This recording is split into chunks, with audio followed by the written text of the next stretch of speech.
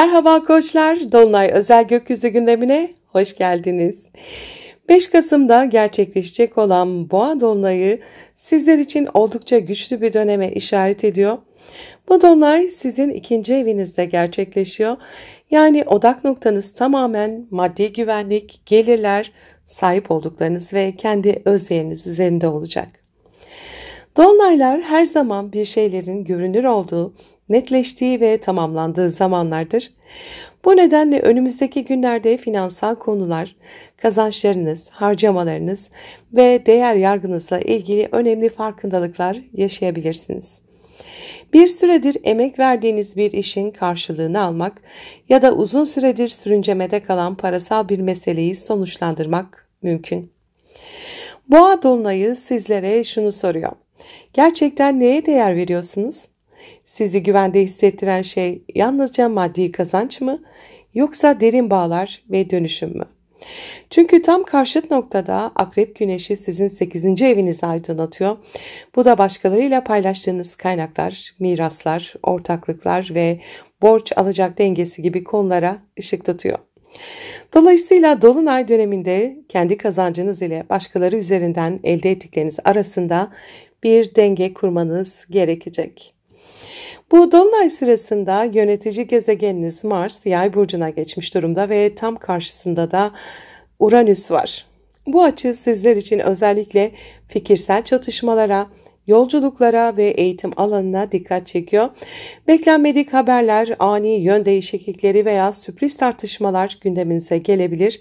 Özellikle finansal kararlar alırken ani hareket etmemeli, sabırlı davranmalısınız. Aksi halde pişmanlık getiren adımlar atabilirsiniz. Yengeç burcundaki Jüpiter, Koç burcundaki Retro-Kiron'la da karşıtlık yapıyor bu Dolunay'da. Bu etki sizlerin aile ve yuva alanı ile kişisel yaralarınız arasında bir çekişmeye işaret ediyor. Aile içinden gelen sorumluluklar ya da koruyucu tavırlar sizin kendi kimliğinizi ortaya koyma arzunuzla çatışabilir. Burada önemli olan kendi yaralarınızı fark etmek ve şifalanma yolunda adım atmaktır. Siz kendinizi iyileştirdiğinizde aile ilişkileriniz de güçlenecektir. Retro Plüto ve Kuzey Ay düğümü arasında yapılan bir açı var. Toplumsal ve sosyal çevrenizle ilgili bir baskıyı gündeme getirebilir. Arkadaş gruplarınız, kariyer hedefleriniz ya da bulunduğunuz topluluklarla ilgili dönüşüm süreçleri yaşayabilirsiniz. Bu biraz zorlayıcı görünse de aslında sizi ruhsal olarak büyüten bir etki olacak. Dolunay'ın destekleyici açılarından da bahsetmek gerekir. Mars ve Neptün arasında üçgen açı var. Size özellikle ruhsal çalışmalar, seyahatler, ilham veren projeler konusunda çok güçlü bir enerji sunuyor. Yaratıcılığınızı harekete geçirmek, ilhamı somut bir projeye dönüştürmek için harika bir dönemdesiniz.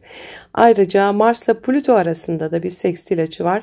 Sizin hedeflerinizi daha stratejik, daha kararlı bir şekilde hayata geçirmenizi sağlayacak.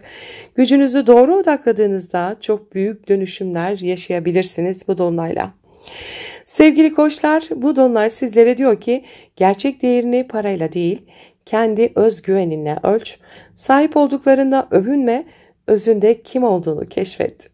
Maddi konular, gelirler ve sahip olduklarınız üzerinden büyük farkındalıklar yaşayacağınız bir dönemdesiniz. Ancak asıl kazanımınız kendinize olan inancınızı, özdeğer duygunuzu güçlendirmek olacak. Bu dolunay esnasında harcamalarınızı gözden geçirin, bütçe planlaması yapın, ani finansal kararlardan kaçının, yaratıcı ve ruhsal projelere zaman ayırın, ilişkilerde değerlerinizi açıkça ifade edin, aileden gelen yüklerle bireysel yaralarınızı karıştırmayın. Sevgili koçlar, bu dolunay sizlere büyük bir dönüşüm fırsatı sunuyor. Eğer sabırlı olursanız hem finansal hem de ruhsal anlamda önemli bir denge kurabilirsiniz. Gökyüzünün mesajını iyi okuyun ve güveninizi kendi özdeğerinize dayandırın. Mutlu, umutlu, verimli bir süreç geçirmenizi dilerim. Sevgiyle kalın. Merhaba boğalar, Dolunay Özel Gökyüzü gündemine hoş geldiniz. Sevgili boğalar, bu dolunay tam da sizin burcunuzda, yani 1. evinizde gerçekleşiyor. Dolayısıyla gökyüzündeki bu güçlü ışık doğrudan sizi, kimliğinizi, bedeninizi ve hayata bakışınızı aydınlatıyor. Dolunay zamanları her zaman bir farkındalık, bir görünür olma, bir tamamlanma enerjisi taşır. Sizler için bu süreç ben kimim, nasıl görünüyorum, hayatta nasıl ilerlemek istiyorum gibi sorulara net cevaplar getirebilir.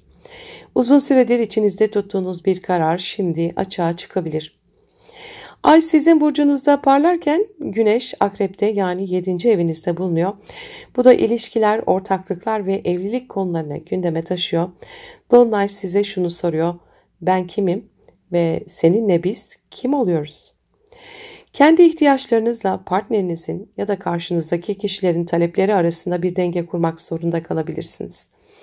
İlişkilerde daha fazla açıklık, netlik ve dürüstlük bu dönemde çok önemli. Bu dolunay sırasında Mars'la Uranüs arasında da bir karşıtlık var. Güçlü bir karşıtlık. Bu da özellikle finansal alanlarınızı tetikliyor. Kendi kazançlarınızla başkaları üzerinden gelen kaynaklar arasında bir gerilim oluşabilir. Ani gelişmeler, beklenmedik haberler gündeme gelebilir. Burada dikkat etmeniz gereken şey ani tepkiler vermemek. Uranüs'ün sürpriz enerjisi sizi sabırsızlığa sürükleyebilir. Ama unutmayın ki bu dolunay sabrın ve bilinçli hareketin ödüllerini size fazlasıyla verecektir. Yengeç burcundaki Jüpiter'le Koç burcundaki Kiron arasında da bir kare açı var bu dolunay esnasında.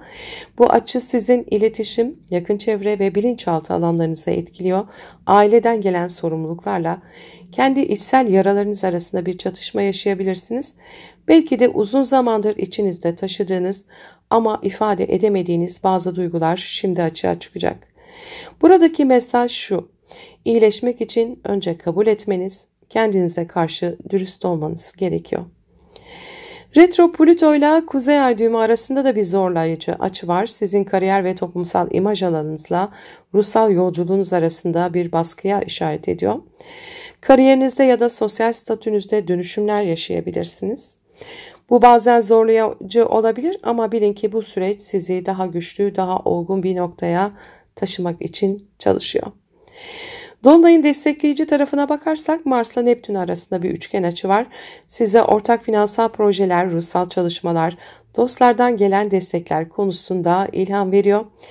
Yaratıcı bir projenizi başlatmak, ilhamınızı paylaşmak için güzel bir zaman. Ayrıca Mars'la Plüto arasında da bir sekstil açı var. Uzun vadeli hedefleriniz için derin ve güçlü bir dönüşüm enerjisi sunuyor.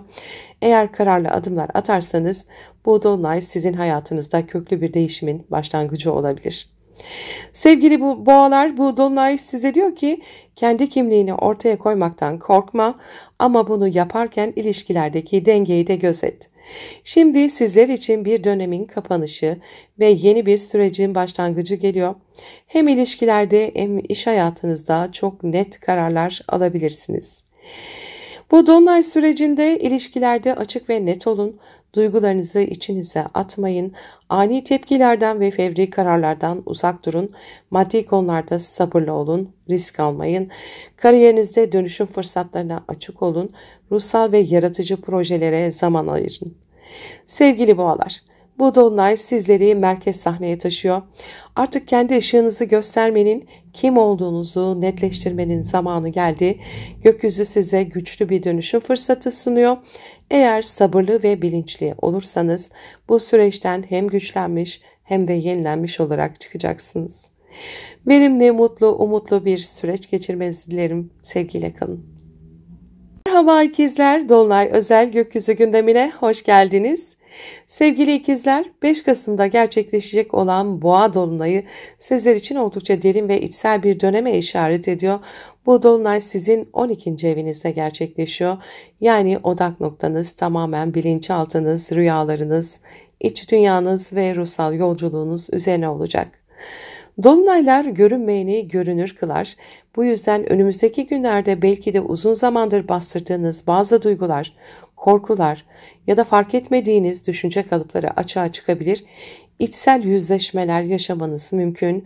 Bu dönemi bir çeşit ruhsal arınma ve şifa süreci gibi düşünebilirsiniz. Ay boğada parıldarken güneş de akrepte sizin 6. evinizde. Bu da gündelik yaşamınızı, iş temponuzu ve sağlığınızı da vurguluyor. Dolayısıyla bu dolunay sizlere şunu soruyor. Ruhsal ve bedensel dengemi nasıl kuruyorum? Çalışma hayatınızın temposu ile içsel huzurunuz arasında bir uyum var mı? Belki de fazla yorulduğunuzu, kendinizi ihmal ettiğinizi fark edeceksiniz. Şimdi hem bedeninizi hem de ruhunuzu iyileştirme zamanı. Dolunay sırasında Mars'la Uranüs arasında da bir karşıtlık var. Bu oldukça güçlü. İlişkiler ve ortaklıklar alanında sürpriz gelişmeler, ani çıkışlar ya da beklenmedik durumlar gündeme gelebilir.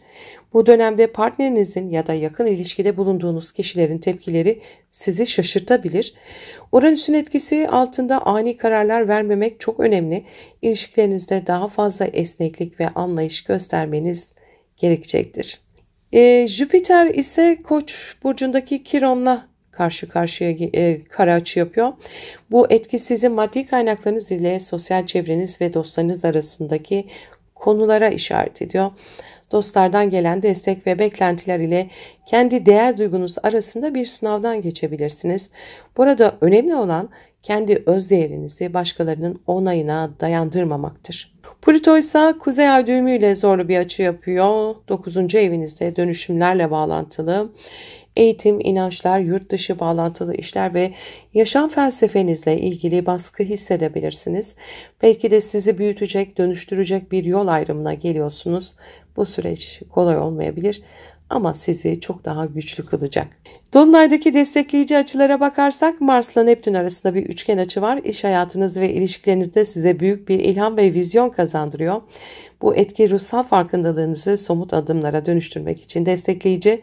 Ayrıca Mars'la Plüto arasında da bir sekstil açı var. İlişkilerde yaşanan krizlerin aslında çok güçlü bir dönüşüm getirebileceğini gösteriyor. Sevgili ikilizler, bu dolunay size diyor ki içsel sessizliğine kulak ver, ruhunu iyileştir. İyileştir ki dış dünyada dengeyi bulabil. Artık bastırdığınız duygularla yüzleşme, ruhsal yüklerden arınma ve kendi içinizde huzuru bulma zamanı. İlişkilerde ani tepkilerden kaçının, sabırlı olun ve içinizdeki sesi dinleyin. Bu dolunay sırasında dinlenmeye, meditasyona, duaya ve içsel çalışmalara zaman ayırın. İlişkilerde ani kararlar vermeyin, sakin kalın. Sağlığınızı ihmal etmeyin, bedeninizi dinleyin. Dostlarla para veya çıkar ilişkilerini karıştırmamaya özen gösterin. İnançlarınızı ve hayata bakışınızı gözden geçirin. Sevgili ikizler, bu dolunay sizler için adeta bir içsel arınma fırsatı. Ruhsal yüklerinizi bıraktığınızda hem ilişkilerinizde hem de iş hayatınızda çok daha dengeli bir sürece gireceksiniz. Mutlu, umutlu, verimli bir süreç geçirmenizi dilerim. Sevgiyle kalın. Merhaba yengeçler, Dolunay özel gökyüzü gündemine hoş geldiniz. Sevgili yengeçler, 5 Kasım'da gerçekleşecek Boğa Dolunayı sizin için oldukça sosyal ve toplumsal bir döneme işaret ediyor. Çünkü bu dolunay sizin 11. evinizde parlıyor. Yani odak noktanız tamamen arkadaşlıklar, sosyal çevre, gruplar ve geleceğe dair hedefleriniz üzerine olacak. Dolunaylar görünmeyeni görünür kılar ve tamamlanma enerjisi taşır. Bu yüzden önümüzdeki günlerde dostluk ilişkilerinizde netleşmeler olabilir. Bazı arkadaşlarınızla yollarınızı ayırabilir, bazıları ise bağlarınızı güçlendirebilirsiniz. Ayrıca uzun vadeli bir projeniz varsa bu dönemde somut sonuçlarını görmeye başlayabilirsiniz. Ay sizin 11. evinizde, Güneş ise 5. evinizde bulunuyor. Bu da size şu soruyu soruyor. Kendi keyfim ve bireysel mutluluğumla toplumsal sorumluluklarım arasında nasıl bir denge kurabilirim? Kendi yaratıcı yönünüzü ortaya koymak, aşk hayatınızda daha fazla görünür olmak isteyebilirsiniz. Ancak sosyal çevrenizden gelen talepler ya da sorumluluklar sizi meşgul edebilir. Bu dolunay dengeyi sağlamanızı istiyor. Bu dolunay sırasında Mars'la Uranüs arasında da sert bir karşıtlık var. Özellikle iş ortamınız, günlük düzeniniz ve sağlığınızla ilgili ani gelişmeler getirebilir. Çalışma arkadaşlarınızla gerilimler, beklenmedik iş değişiklikleri ya da rutinlerinizde sürpriz bozulmalar olabilir. Sağlığınıza dikkat etmeniz çok önemli. Ani stres kaynaklı yorgunluklar yaşayabilirsiniz. Buradaki anahtar esneklik ve uyum sağlamak olacaktır. Yengeç burcundaki Jüpiter'le Kiron arasında da bir kare açı var bu dolunay esnasında. Yani kendi kimliğinizle kariyer ve toplumsal imajınız arasında bir sınavdan geçiyorsunuz. Kariyerinizde büyüme fırsatları var ama bu süreçte kişisel yaralarınız tetiklenebilir. Belki yeterince güçlü hissetmeyebilir ya da kendinizi kanıtlama baskısı altında kalabilirsiniz. Buradaki ders kendi değerinizi dışsal başarılarla ölçmemektir. Retro Plüto ile Kuzey Ay düğümü arasında da bir zorlayıcı açı var. 8. evinizde ortaklı finansal konular, miraslar veya borçlar gündeme gelebilir. Bu alanda zorlayıcı deneyimler yaşasanız da aslında bu süreç sizi ruhsal olarak büyütüyordur. Destekleyici açılara bakarsak Mars'la Neptün arasında bir üçgen açı var. Size özellikle ruhsal şifa, uzak bağlantılar ve eğitim konularında destek sunuyor. İçsel olarak güçlendiğinizde iş hayatınızda da çok daha ilham verici bir şekilde ilerleyebilirsiniz. Ayrıca Mars'la Plüto arasında da bir sekstil açı var. İş ortamınızda ya da sağlığınızla ilgili konularda köklü bir dönüşüm yaratabileceğinizi gösteriyor. Kriz gibi görünen durumları fırsata çevirebilirsiniz. Sevgili yengeçler, bu dolunay size diyor ki hem kendin için parla hem de ait olduğun topluluklarda gerçek yerini bul. Şimdi sosyal çevrenizi, dostluklarınızı ve hedeflerinizi gözden geçirme zamanı, kimlerle yola devam edeceğinizi, hangi projelerin size gerçekten hizmet ettiğini bu dolunay açıkça gösterecek. Bu dolunay esnasında sosyal çevrenizde kimlerle birlikte olduğunuzu sorgulayın. Dostluklarda dengeyi koruyun. Aşırı fedakarlıktan kaçının. İş ortamında ani gelişmelere hazırlıklı olun. Sağlığınıza, özellikle stres kaynaklı sorunlara dikkat edin. Kariyer hedeflerinizi netleştirin ama kendi değerinizden de ödün vermeyin. Sevgili yengeçler, bu dolunay size hem sosyal hem de bireysel anlamda güçlü farkındalıklar getiriyor. Eğer doğru dengeyi kurarsanız hem toplumsal rolünüz hem de kişisel mutluluğunuz çok daha sağlam bir temele oturacak. Mutlu, umutlu, verimli bir süreç geçirmenizi dilerim. Sevgiyle kalın. Merhaba aslanlar. Dolunay özel gökyüzü gündemine hoş geldiniz. Sevgili aslanlar, 5 Kasım'da gerçekleşecek Boğa dolunayı sizler için oldukça önemli. Çünkü bu dolunay sizin 10. evinizde. Yani kariyer, toplum önündeki rolünüz, hedefleriniz ve statünüz alanında parlıyor. Dolunaylar görünmeyeni görünür kılar, sonuçları açığa çıkarır. Bu yüzden önümüzdeki günlerde iş hayatınız, kariyeriniz ya da toplum önündeki imajınızla ilgili önemli gelişmeler yaşayabilirsiniz.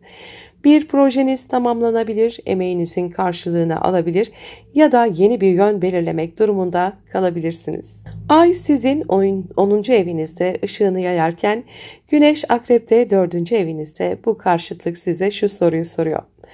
Kariyer hedeflerimle aile sorumluluklarım arasında nasıl denge kuruyorum? Bir tarafta iş hayatınızdaki başarılarınız, diğer tarafta ev ve aile hayatınız arasında bir denge kurmanız gerekebilir. Evdeki konular, kökleriniz veya özel hayatınız, kariyerinizle bağlantılı önemli bir karar almanıza neden olabilir. Dolunay sırasında Mars'la Uranüs arasında da bir karşıtlık var, güçlü bir karşıtlık. Bu etkileşim özellikle aşk hayatınızı, çocuklarla ilgili konuları ve sosyal çevrenizi tetikliyor. Ani gelişmeler, sürpriz kararlar ya da beklenmedik durumlar gündeme gelebilir. Belki aşkta ani bir çıkış yapabilir ya da sosyal çevrenizden şaşırtıcı bir haber alabilirsiniz.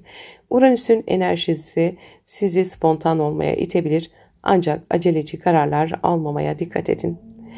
Yengeç burcundaki Jüpiter'le Kiron arasında da bir kare açı var. Ruhsal dünyanız ve inançlarınız ve uzak bağlantılı konular gündemde olabilir. Kendi inanç sistemlerinizle yüzleşmeniz, eski yaralarınızı fark etmeniz mümkün. Belki de bir eğitim, yolculuk ya da ruhsal keşif süreci sizi dönüştürecektir. Retro Plüto Kuzey Ay düğümüne de bir sert açı yapıyor. Güçlü dönüşümlere işaret ediyor bu da.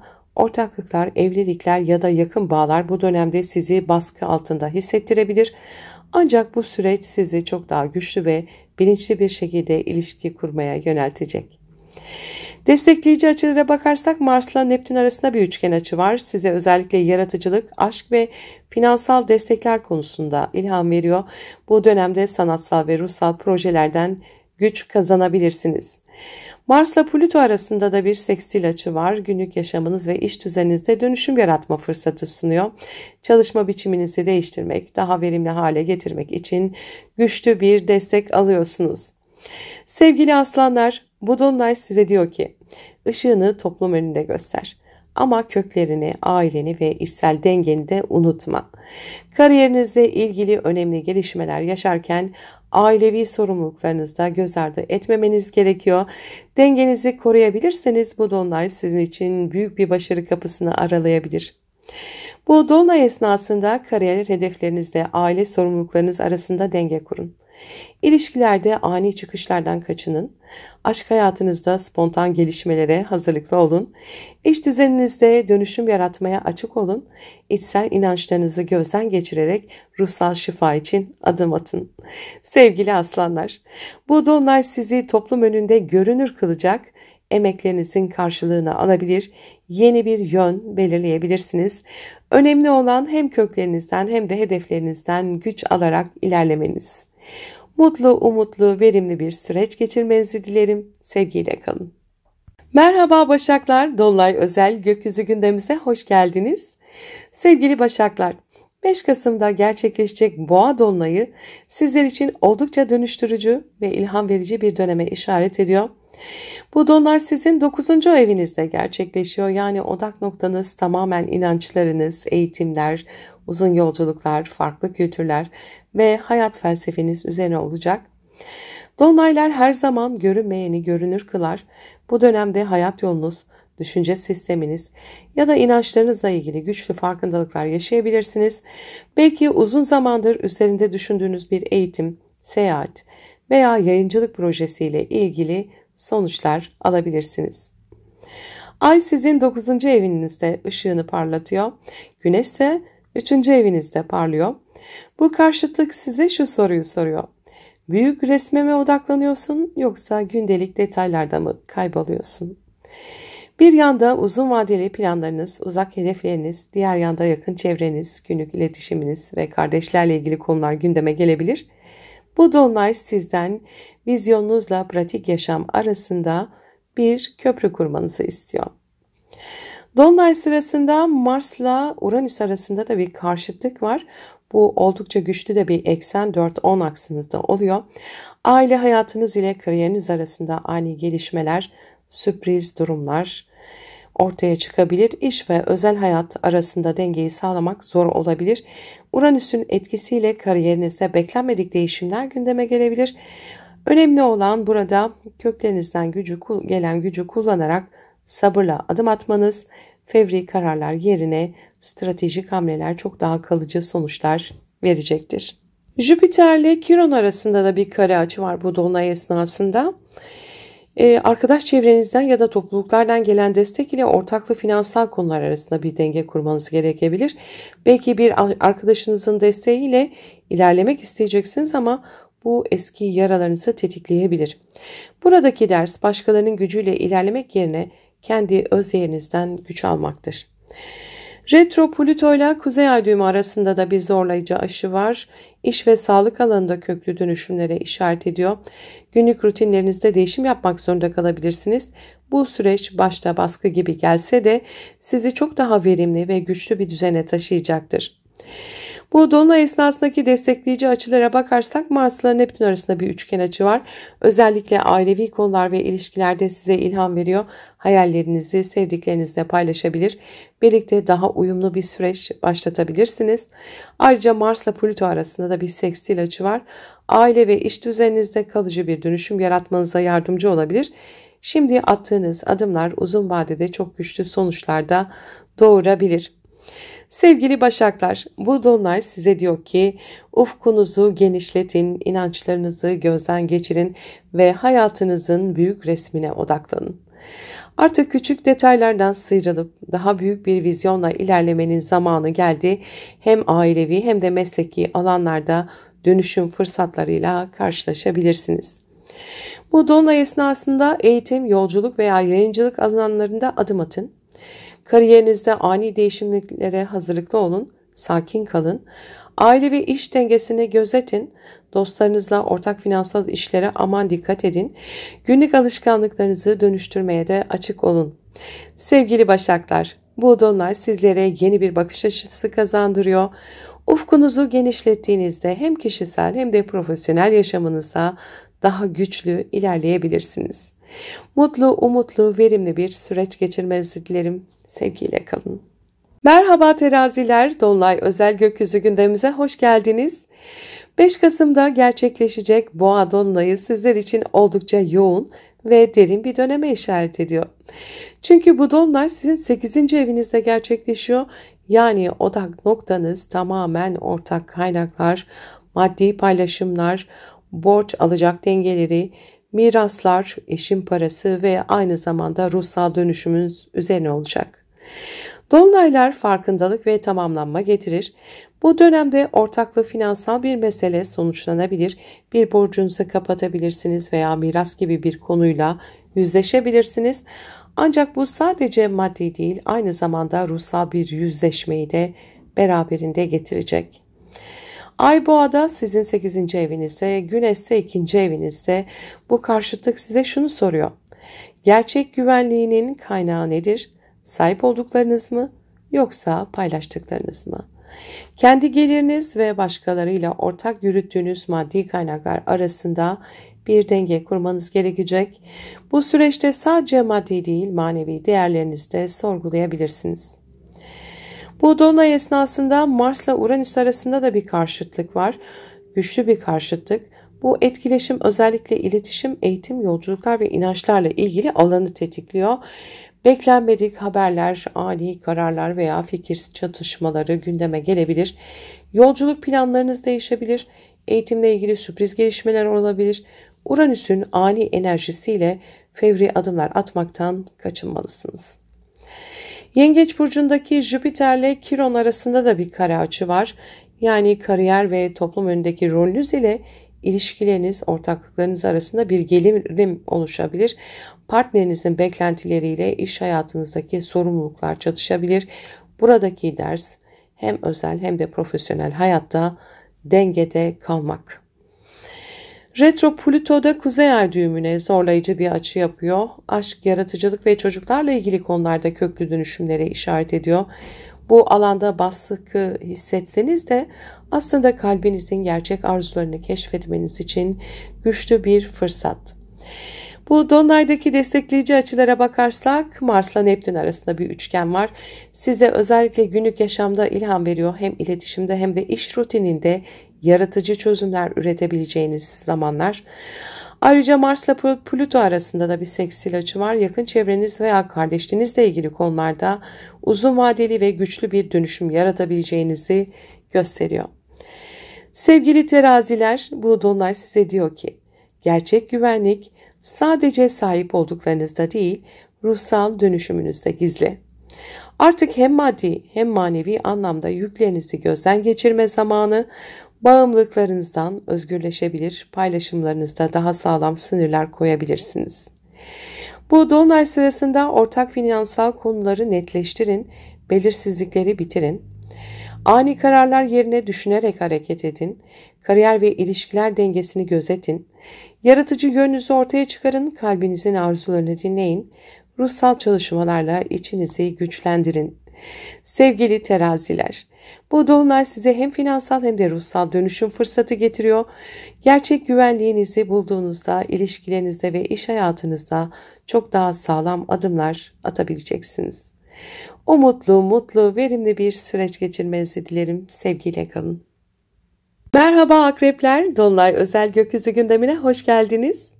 Sevgili akrepler, 5 Kasım'da gerçekleşecek Boğa Dolunay'ı sizler için oldukça önemli. Çünkü bu Dolunay 7. evinizde, yani ilişkiler, evlilik, ortaklıklar ve yakın ikili bağlar alanında gerçekleşiyor. Dolunaylar görünmeyeni görünür kılar, sonuçları açığa çıkarır.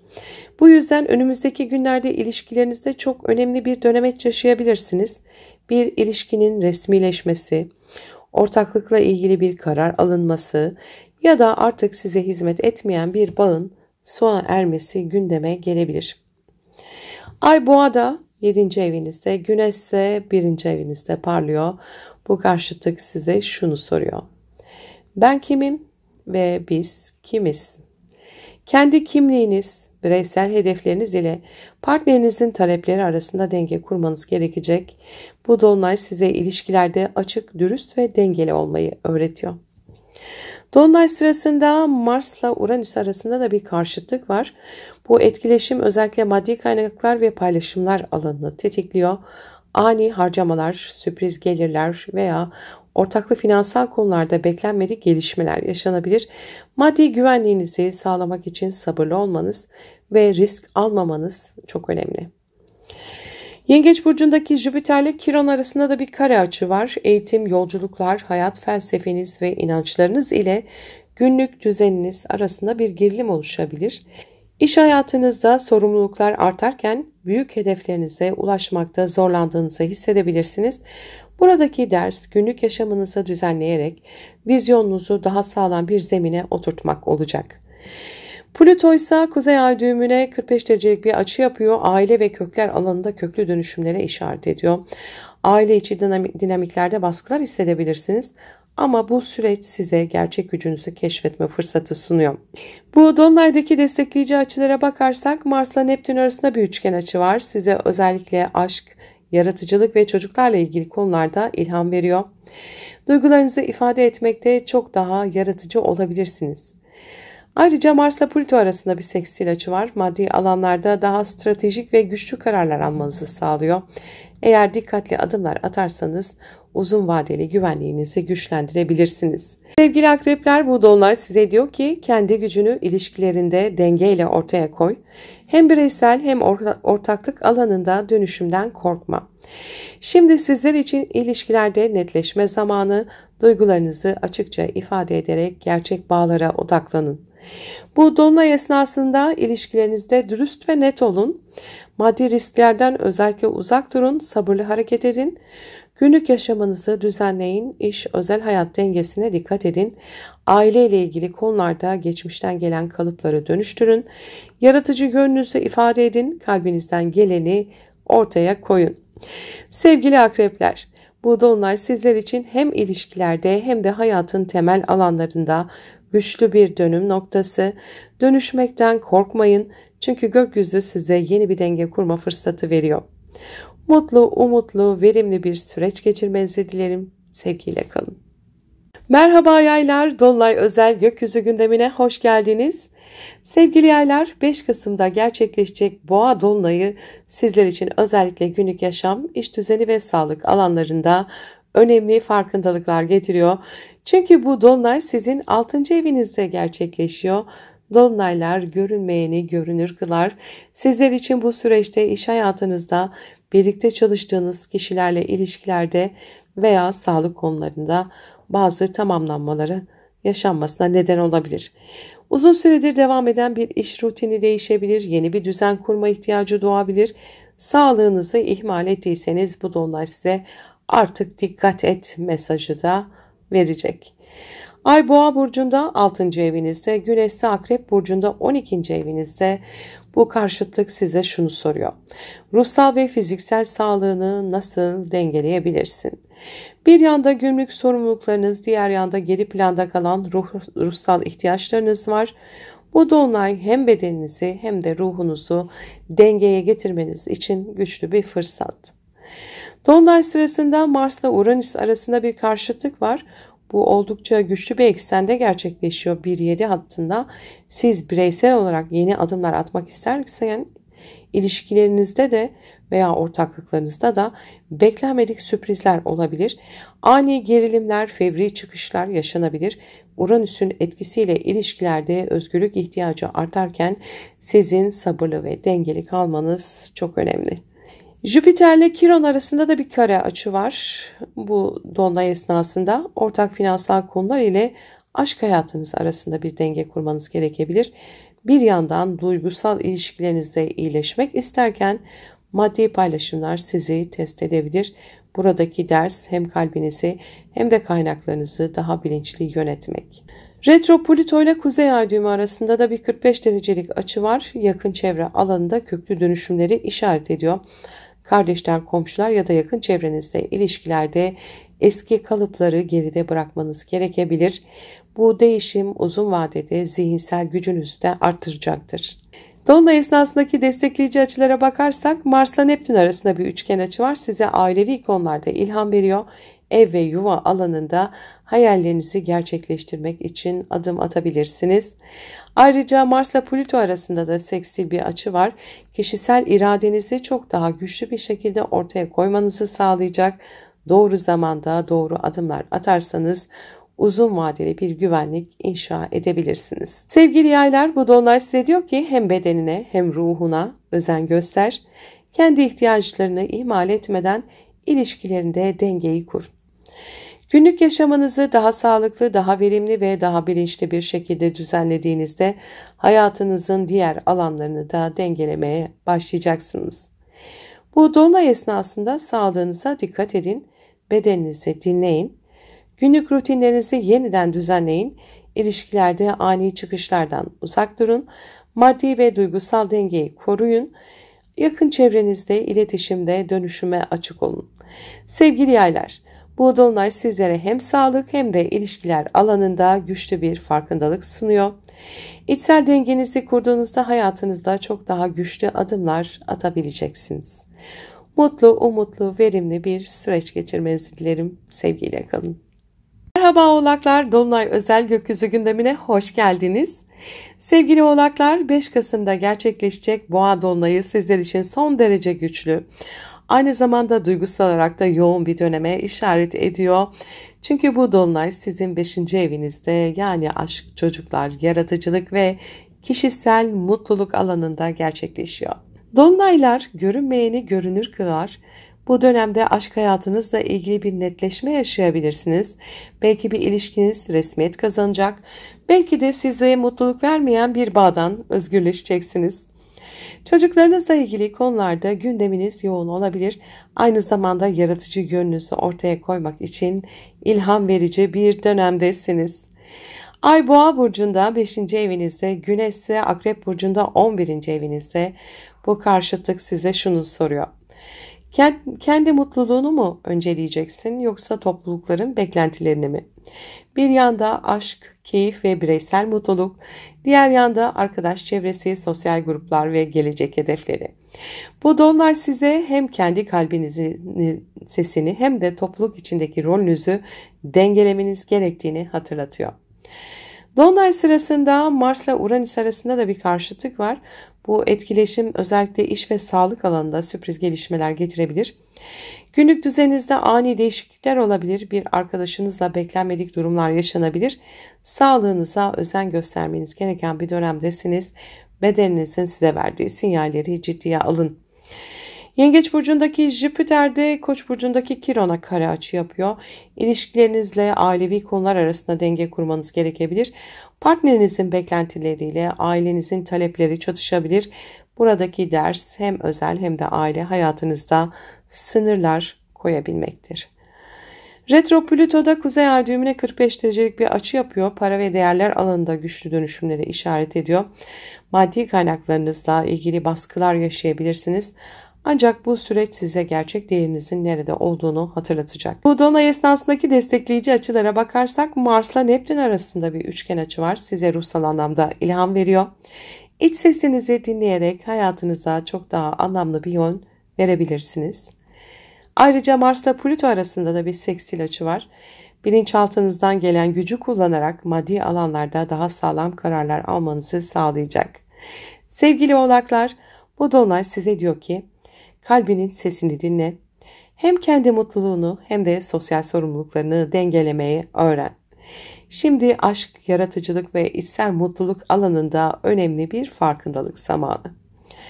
Bu dolunay esnasında aşk hayatınızda netleşin, belirsizliklere izin vermeyin, çocuklarla ilgili konulara özen gösterin, iş ve sağlık alanında ani gelişmelere hazırlıklı olun, aile ilişki dengesini kurun, maddi değerlerinizi dönüştürmeye açık olun.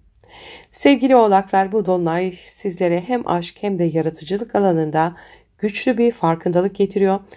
Kendi kalbinizin sesini dinlediğinizde hem ilişkilerde hem de toplumsal anlamda, toplumsal yaşamda daha anlamlı, güçlü adımlar atabilirsiniz. Mutlu, umutlu, verimli bir süreç geçirmenizi dilerim.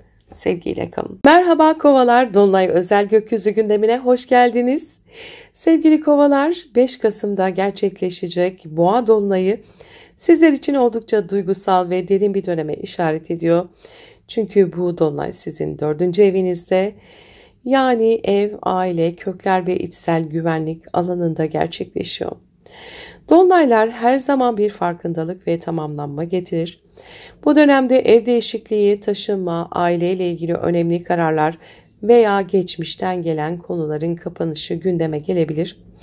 İç dünyanızda büyük bir temizlik yapma zamanı da diyebiliriz. Ay Boğa burcunda 4. evinizde, Güneş ise 10. evinizde parlıyor. Bu karşıtlık size şunu soruyor: özel hayatım mı, kariyerim mi daha önemli? Bir yanda işiniz, toplum önündeki sorumluluklarınız, diğer yanda aileniz, kökleriniz ve içsel huzurunuz var. Bu dolunay sizden bu iki alan arasında denge kurmanızı istiyor. Dolunay esnasında Mars'la Uranüs arasında da bir karşıtlık var. Bu 11-5 aksınızda olacak. Bu eksen özellikle aşk, arkadaşlıklar ve sosyal çevrenizi tetikliyor. Arkadaşlarınızla ilişkilerde sürpriz gelişmeler olabilir. Aynı zamanda aşk hayatınızda da beklenmedik değişimler gündeme gelebilir. Uranüs'ün etkisiyle ani kararlar vermek yerine gözlem yapmak çok daha faydalı olacaktır. Yengeç burcundaki Jüpiter de Koç burcundaki Kiron'a kare açı yapıyor.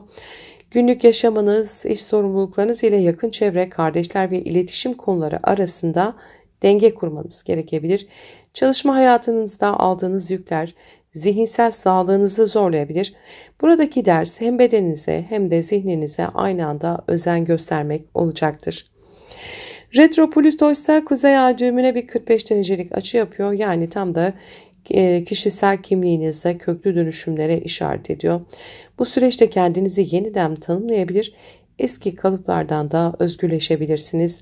Baskı gibi hissettiğiniz şey aslında kendi gücünüze götüren bir yol. Mars'la Neptün arasında bir üçgen açı var. Destekleyici açılara bakarsak size özellikle finansal konularda ilham veriyor. Maddi kaynaklarınızı sezgisel olarak yönetebilirsiniz. Ayrıca Mars'la Plüto arasında da bir sekstil açı var. Sosyal çevrenizden aldığınız destekle kimliğinizi yeniden yapılandırmanıza yardım edecek. Bu dönemde kurduğunuz dostluklar uzun vadede çok değerli olabilir. Sevgili Kovalar, bu dolunay size diyor ki ev ve iş hayatında denge kur. İçsel huzurunu bulmadan dışarıda kalıcı bir başarı yakalayamazsın. Aile, kariyer, aşk ve dostluklar, tüm bu alanlarda yeniden yapılanma zamanı geldi. Bu dolunay esnasında ailevi konuları netleştirin, geçmiş yükleri bırakın, iş ve özel hayat dengesini kurun, aşk ve sosyal çevrede ani tepkilerden kaçının, zihinsel ve bedensel sağlığınıza dikkat edin, kendinizi yeniden tanımlamaktan korkmayın. Sevgili Kovalar, bu dolunay sizlere hem ailevi hem de kişisel yaşamınızda güçlü bir dönüşüm fırsatı sunuyor.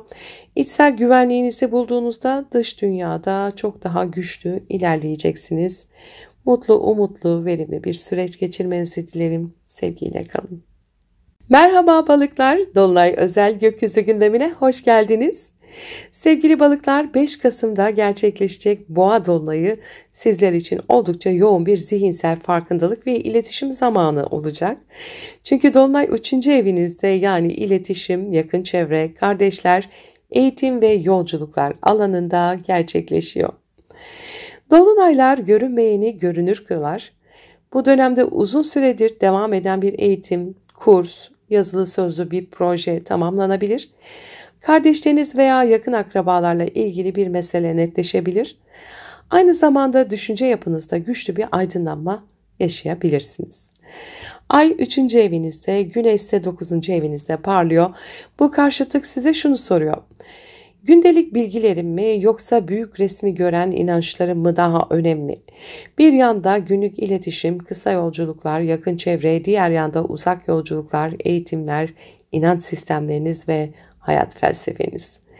Bu dolunay sizden hem küçük detaylara hem de büyük resme aynı anda bakabilmenizi istiyor. Dolunay sırasında Mars'la Uranüs arasında bir karşıtık var. Oldukça güçlü bir eksende oluyor bu sizin için 4-10 aksında. Kariyer ve aile hayatınız arasında sürpriz gelişmeler yaşanabilir. İş hayatınızda yeni adımlar atmak isterken ailevi konular sizi ani şekilde etkileyebilir. Uranüs'ün enerjisiyle köklerinizden kopmak da isteyebilirsiniz. Özgürleşme arzusu da duyabilirsiniz. Yengeç burcundaki Jüpiter, Koç burcundaki Kiron'a karşı kare açı yapıyor. Aşk, yaratıcılık ve çocuklarla ilgili konularla maddi güvenlik ve gelirleriniz arasında bir denge kurmanız gerekecek. Kalbinizin sesini dinlemek isterken para konuları sizi zorlayabilir. Buradaki ders hem kalpten yaşamak hem de güvenlik arayışını akıllıca yönetmek. Retro Plüto'da Kuzey Ay düğümüne 45 derecelik bir açı yapıyor. Yani bilinçaltı ve ruhsal alanınıza köklü dönüşümlere işaret ediyor. Bu dönem eski korkularla yüzleşip geçmişten gelen yükleri bırakmanız için de güçlü bir fırsat sunuyor. Dolunay'daki destekleyici açılara bakarsak Mars'la Neptün arasında bir üçgen açı var. Size kariyer ve kişisel vizyonunuzda ilham veriyor. Sezgilerinizde güvenerek doğru adımlar atabilirsiniz. Ayrıca Mars'la Plüto arasında da bir sekstil açı var. Hem kariyerinizde hem de içsel dönüşümünüzde güçlü bir yapı kurmanıza yardım ediyor. Bu süreçte sabırlı ve stratejik adımlar atarsanız geleceğinizi sağlam bir zemine oturtabilirsiniz. Sevgili balıklar, bu dolunay size diyor ki hem yakın çevrene hem de uzak hedeflerine dikkat et. Küçük adımlar büyük vizyonla birleştiğinde gerçek ilerleme gelir. Şimdi hem düşünce yapınızı hem de iletişim biçiminizi dönüştürme zamanı. Bu dolunay esnasında eğitim, iletişim ve yazılı sözlü projelere odaklanın. Aile ve kariyer dengesinde sabırlı olun. Maddi ve duygusal değerlerinizi gözden geçirin. Eski korkularla yüzleşmekten kaçınmayın. Sezgilerinizi kariyerinizde rehber alın. Sevgili balıklar, bu dolunay sizlere zihinsel netlik, iletişimde güç ve büyük vizyonla ilerleme fırsatı sunuyor. Hem iç dünyanızı hem de dış dünyadaki yolculuğunuzu dengelediğinizde hayatınızda kalıcı bir dönüşüm yaşayacaksınız. Mutlu, umutlu ve verimli bir süreç geçirmenizi dilerim. Sevgiyle kalın.